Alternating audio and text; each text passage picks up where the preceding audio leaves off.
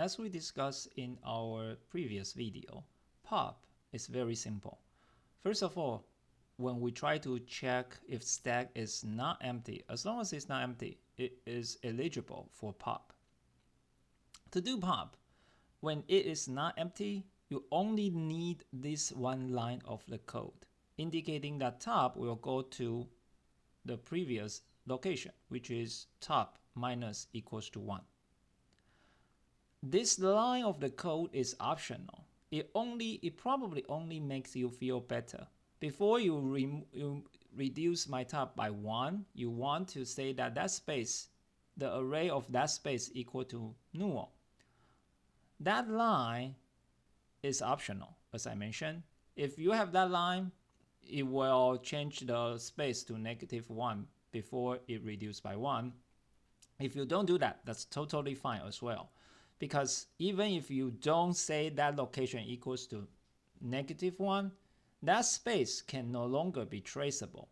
If you, after this pop operation, if you do a push, the value, my top, will plus equal to 1, which is locating at that location, and then it will override the value.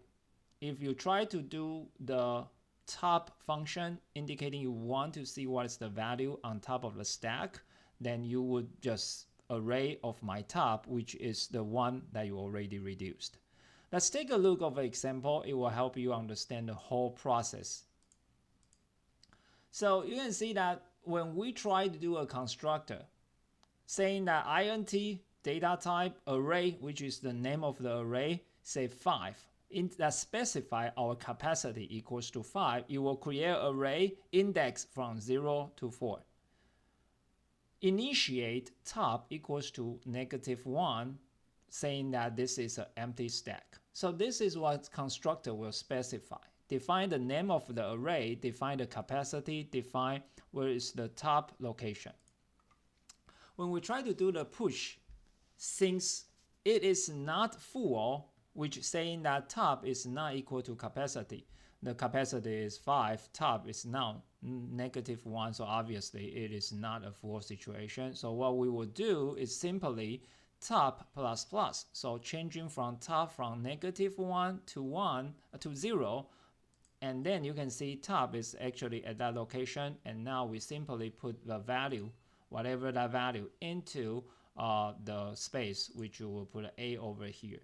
And that is the idea of how we can do the push. So saying that if we want to push one more item, and right now over here A and B indicating some any numbers, I intentionally leave it that way, so that since it is not null, top is equal to 0, capacity is equal to 5, all we need to do is top increment by 1, so top will changing from 0 to 1, and then we will put the value into that space over there.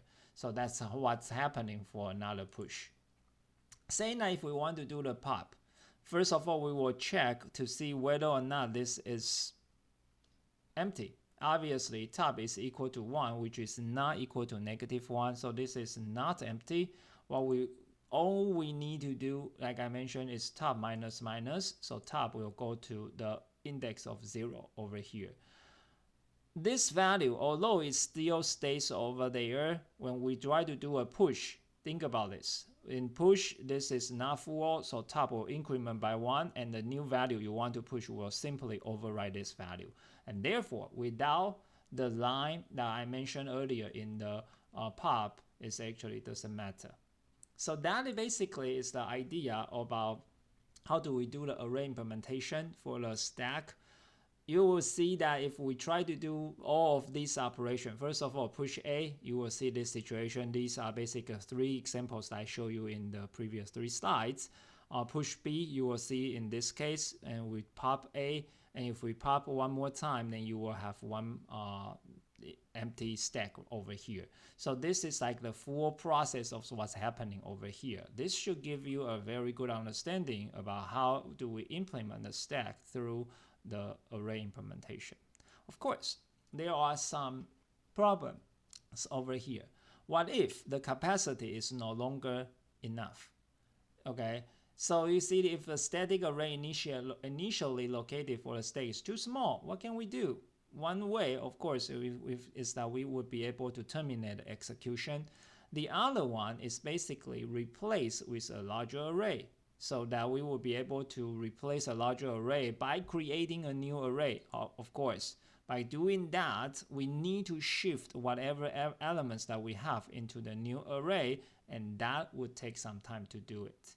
And therefore, the next implementation is when we try to see what if we want to do a linked list implementation.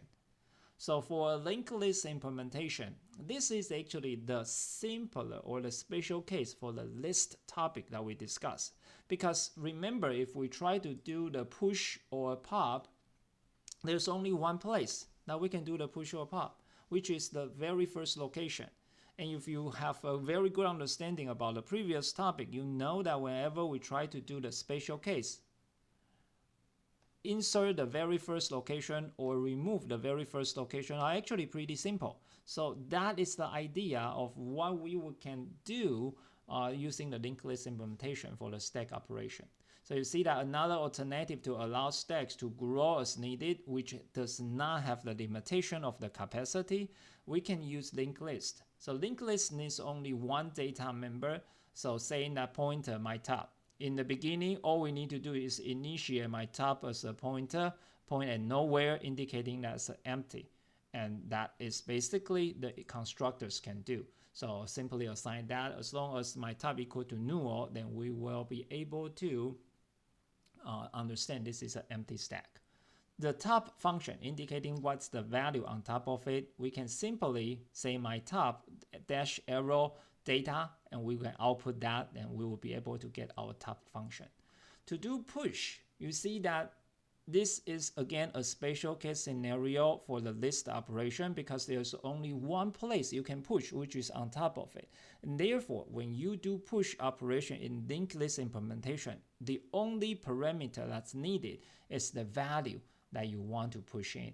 So you can see that, say, this example is push 5, and what we will see is that we would, first of all, create a space. This is exactly the same 2 lines of the code that we have seen earlier. Create a new node. Remember what is the new PTR. Put the data value into the new PTR data. Basically, you see the 5 is going to be inserted over there. So that's the first operation that you will need. Next one is that new PTR next equals to top. So once we have this space, this is one, what I tried to say over here. The next part will point at the current top. Whatever the top item is, originally this is the address of the first item. So we form this link, and then we say top equals to new PTR, and that's it.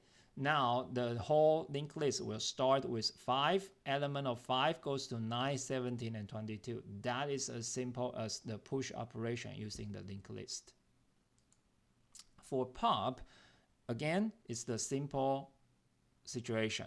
All we need to do, first of all, using a PTR indicating that where is the elements that I want you to do. So PTR equals to top, indicating this is the element that I want to do. Then change my top to the next item. So my top equals to my top to the next. So my top is this one, my top next is this one. So it will make my top equals to my top next. It's actually the same thing if you say my top equal to PTR to the next, because my top and PTR are at the same address right now, and all we need to do last is delete, free the space. So that is how we will be able to do the linked list implementation.